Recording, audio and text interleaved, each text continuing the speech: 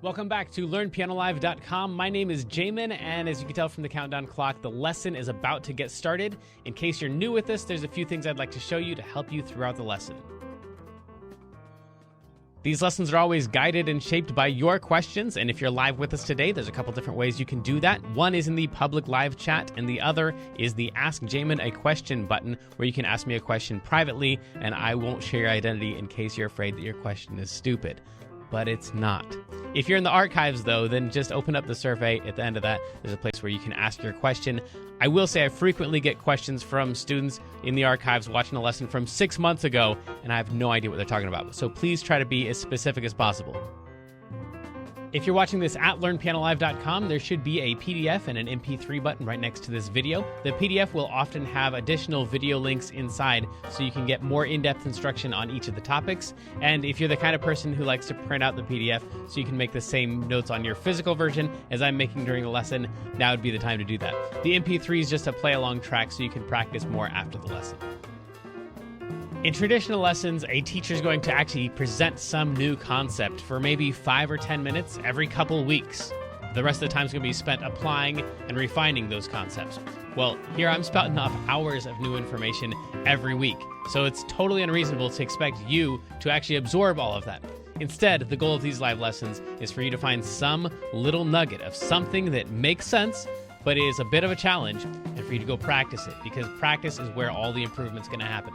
So don't feel bad if you have to leave the live lesson when you find that little thing that you're going to practice. And of course, if I'm going too fast, you can always rewind the live lessons or replay in the archives as much as you want. If these live lessons start feeling random or meandering, it's because they are, on purpose. So if you're the kind of person who wants classical training with a step-by-step method, then you're going to want to check out Kloppel Academy on the website. It's included in your live lesson subscription, so you can do both or either. And the upper levels are seriously hard work, but it's going to take you all the way from ground zero, all the way up to being ready to enter any major music college as a piano major in classical or jazz. And finally, it's most people's favorite. This is application, where we take the past concepts from other live lessons and we see how they apply to an actual, real song that already exists. And since there's like 1,000 different ways to play any song, you're just going to work on the version that is appropriate for your level. So that might just mean playing one note at a time for right now. Or maybe you're working on chords or covering the full song. Or maybe you're just seeing how the song breaks down so you can better write and transcribe your own songs in the future. But whatever your level is, the goal is not this song. So even if you don't play the whole entire song, you'll get better by even attempting a little bit of it, and attempt it we shall.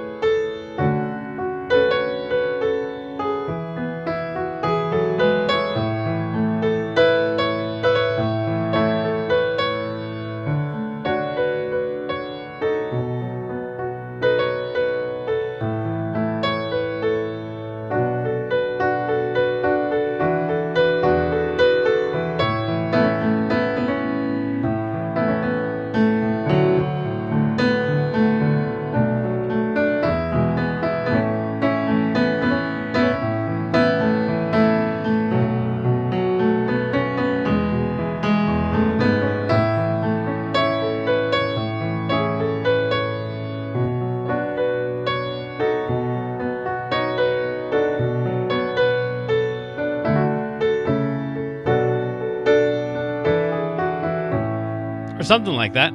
I don't know. Welcome to LearnPianoLive.com. Today we are covering Here Comes the Sun, and we have, as always, our moderator, the incomparable Kendra. Hi! Hey. So she's going to be moderating the chat room, and you guys can ask your questions. If she can't answer the question for you, then she will ask it of me. And let's get into this thing, talk about how to cover this song that we've been spending, I think, like 5 or 6 weeks on, talking about the soloing and the reharmonization and all that stuff. All those lessons are in the archives at LearnPianoLive.com.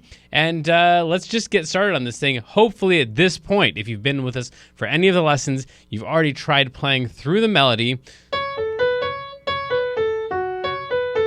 And that's all available on the other lessons. And you also done some of the chords, but maybe you haven't practiced all of that together. So in preparation for covering this song, you just want to make sure that you have tried all of that stuff. So the first thing we're going to talk about is the chords under the melody, and then the left hand chords with the right hand melody, the left hand 1-5-1 patterns, and then left hand 1-5-1-2-3 patterns. This is just kind of an intro to covering songs. And then in the intermediate and advanced lesson, we're going to talk about all of those things in trying to cover this thing, and then we'll try to record a cover of it, an actual real one, at the end, not that fake thing I did at the beginning. So the first thing is the chords underneath the melody. So this is kind of step one in covering songs, is you need to be able to not only play the chords like we've practiced in our other lessons, the A and the D and the E, but we need to make the inversion of the chord that would give us the melody on the top. So if you've already played the melody and you've already played the chord, now we just have to change the inversions of the chords to fit the melody. The first time you do this, maybe the second time, the 17th time you do this is going to seem insane. But somewhere around 18 or 19 or 20 songs down the list, when you've done this several times, this all start to feel very, very natural. So we've got the melody. Right, so this is kind of actually step two right there, where we'd have the left hand playing the chord and the right hand playing the melody. We're going to combine both of those into one hand by just moving the notes in this chord up until we run into the melody. The only way we can mess this up is if we play any notes that are higher than the melody. So if my melody is right here, then I don't want to have a chord that looks like that. Even though that's the correct chord, it's an A chord, I've got this additional note up here, up above the melody. So I'm going to make sure that the melody is the highest note and we fill in the notes of the chord down beneath that. So I've got an A and a C sharp and an E for our first chord. So then that just means that we need to take this A and put it on the top. We could play it like that. That's kind of a stretch for most people's hands to get all of those notes in. And we're already playing a C sharp here. So we could get rid of the bottom C sharp and just play like this. And you notice the highest note that I'm playing all this whole time is the melody. Now, in this case, I've only got two notes here just for a second. I'm not actually playing the whole chord. If I wanted to, I could play right there, so I have all the notes in the chord. I just don't care that much. So if you have just a second where you only have one note or just two notes, that's all right. As long as you, for the majority of the chord time, for the majority of this portion right here, we've got that A chord going. I wouldn't mess with trying to get another third note in there. But then next we have right there, it's been a long, and at that point I'm supposed to be playing a D chord. So then my D chord looks like that. That's a problem because that's my melody note. That's the one that everyone's singing. And this note is above it. So I got to take this A and throw it down here. So now I've got the D chord, still got the D, F sharp, and A, but the A is not in the way of the melody. Right there. So I've got...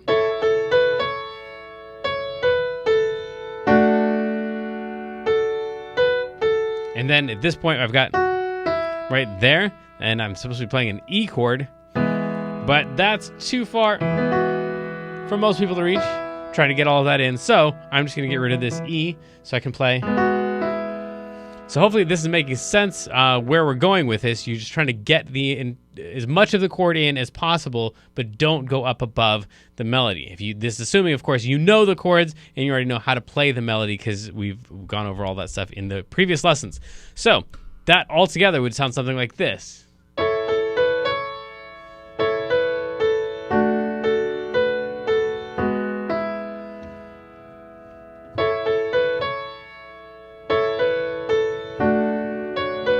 Now, that whole time I had only one note.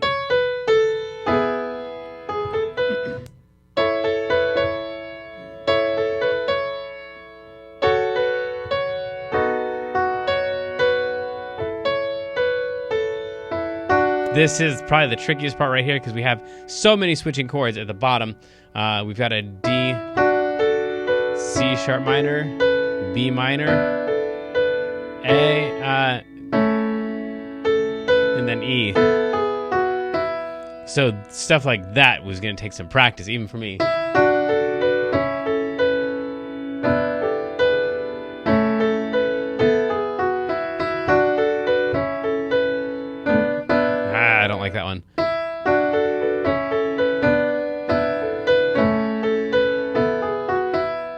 All right, so once you can do all of that stuff, you're ready to try that other thing. Maybe you want to flip the order of these depending on how difficult they are per song. Some songs are going to be more conducive to some of these styles than others. So this is just where we play the left hand chords and we play the right hand melody over it.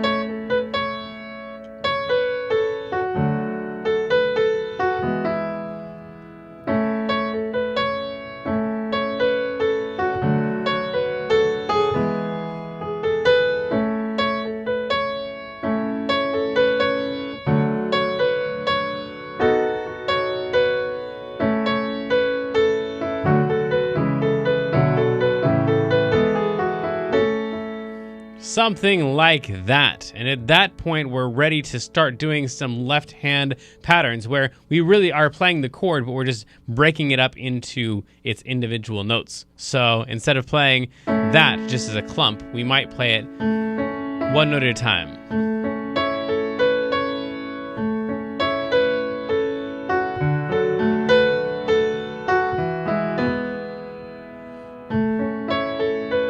Something like that. Or 1-5-1 patterns. Now, this is going to make up probably 90 to 95% of the piano covers you're going to find on YouTube. Just like if you just pick some random song and then type in piano cover afterwards, they're almost always going to be doing this. If that's their chord, they're going to take out the middle note, the 3 of the chord. So they just have the 1 and the 5 of the 1, 3, 5 that would make up the original chord. They're just going to play the 1 and the 5, and they're going to play the 1 again at the top.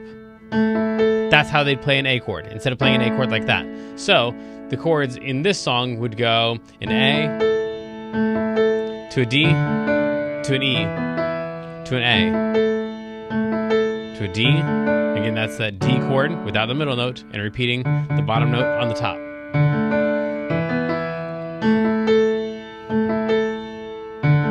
And then the B would be this chord right here. We take out the middle note, and we put the 1 on top, 1, 5, 1, and then probably just playing actually all of those together. So that would end up being something like...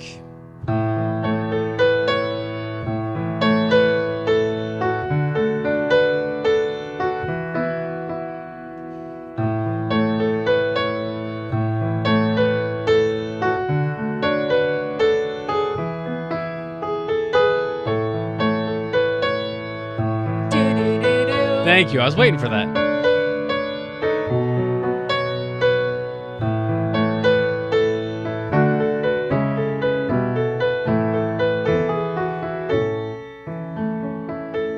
So something like that. And then at the end, I was accidentally starting to add in some of those chord tones, combining the first thing that we did, playing the chord tones underneath the melody, along with this thing. And that really is, now we're up to like 98% of piano covers on YouTube are some version of this.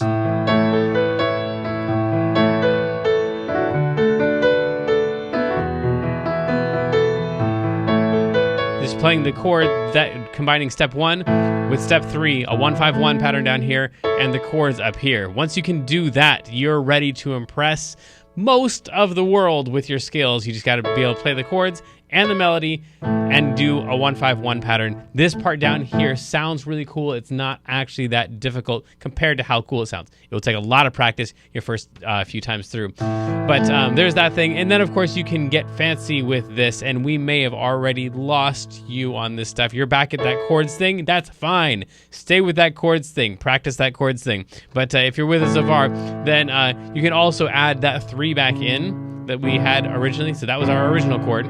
We took out the middle note, and then we put in a 1. We can put that note back in up here, and now we're really nearing 100% of piano covers on YouTube. Something like this. We're playing the 1-5-1 and that note that we took out at the bottom.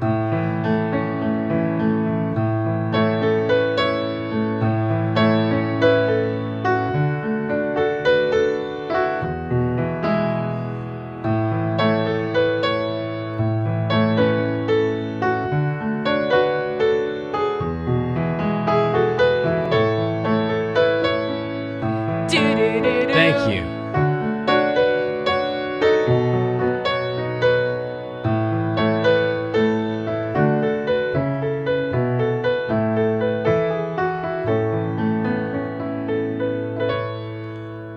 probably, like, if you go right now and search Here Comes the Sun piano cover, the first 10 videos are going to be almost that thing exactly right there, or some simpler version of it. Might just be the chords.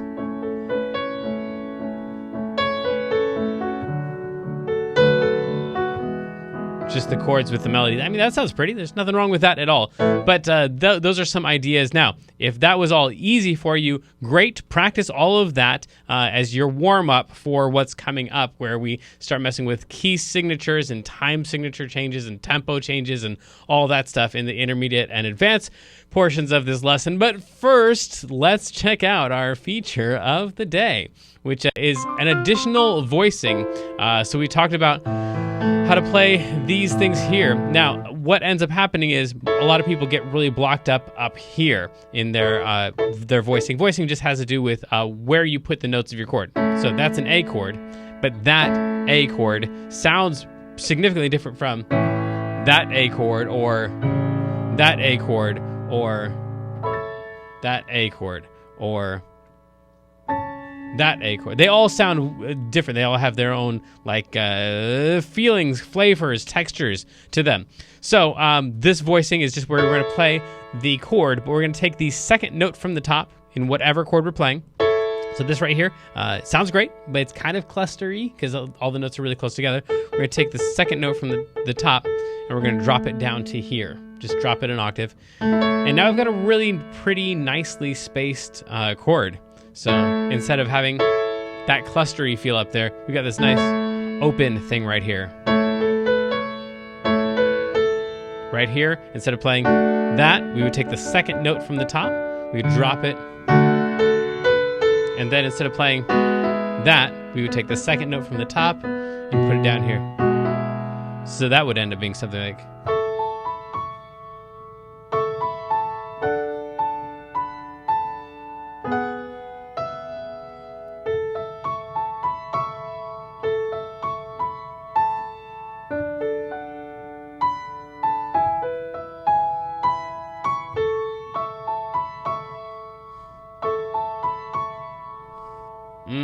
This one will be interesting. Was that my do-do-do-do part? That was your do-do-do part, yes. I was just so nice and I didn't want